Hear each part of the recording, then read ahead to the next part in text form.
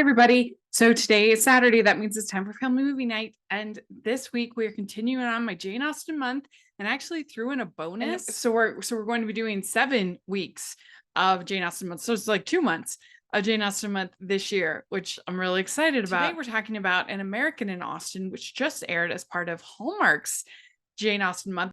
And that's why I thought it'd be fun to cover this week. To talk about, because since they did a Jane Austen month and I also did Jane Austen month, it seemed like a perfect thing to highlight, which was my favorite of the Jane Austen month, which was An American in Austen. And this is a really clever little story about a young woman who gets proposed to, but it's not quite as dramatic as she expected, even though it is pretty dramatic.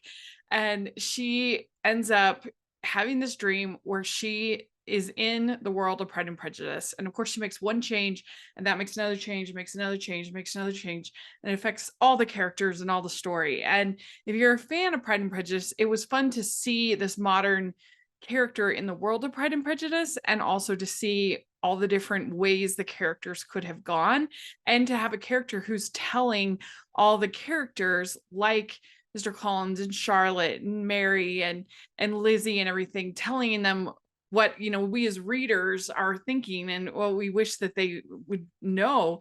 But that, of course, it's what makes the story so good is the characters making maybe not as good of choices as they should make. It's what gives drama. It's what makes the stories compelling.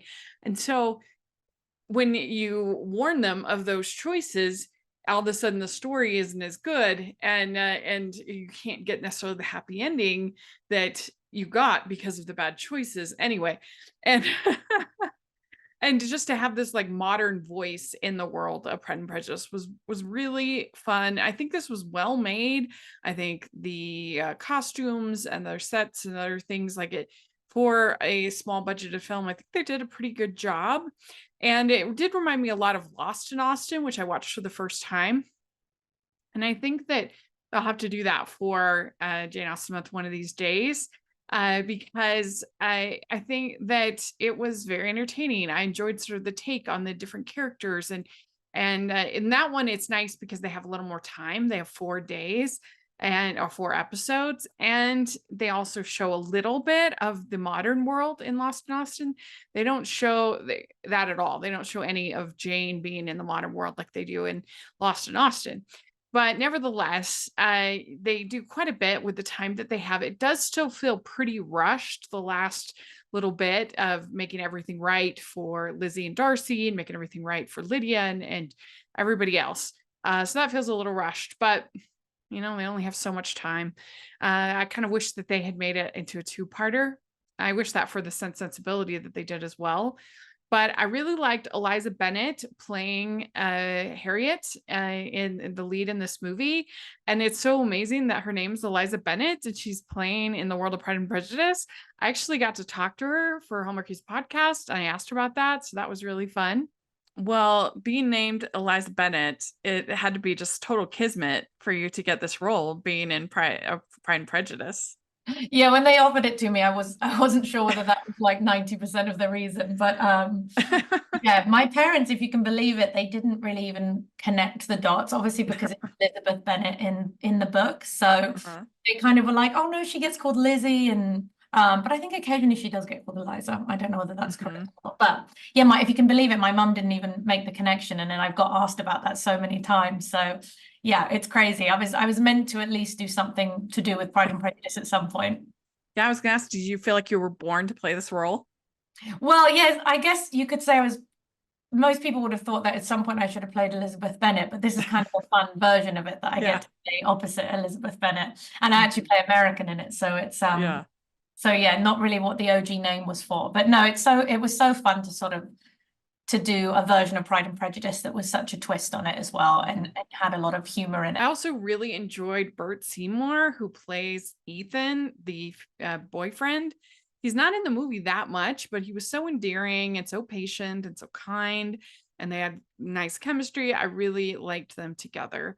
And then Nicholas Bishop, he was a little bit less convincing as Darcy, but I still enjoy him as a performer. And it was interesting that, you know, sort of the take that they have between Darcy and Harriet, and then Darcy and Lizzie. So that was interesting. He's so handsome, Nicholas Bishop. So it's a good choice in that regard. It's just a little rushed at the end. But if you get a chance to see this, I think you'll have a good time with it.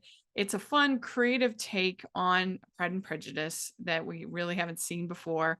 And so if you do get to see it, I think you'll like it. And I sort of a different take on Mr. Collins, a different take on Charlotte and Mary, and everything else. So yeah, if you saw it, let me know what you think. I'd love to hear that. And I did recap it with Natasha over at Hallmarkie's podcast, along with the other Jane Austen Month films. So I'll put a link to that. You definitely want to check out that episode of Hallmarkie's podcast and all of our Jane Austen content. And you want to check out the Jane Austen Month playlist with everything that I have covered on Jane Austen. And if you like this video, please like and subscribe to the channel. I'd really appreciate that.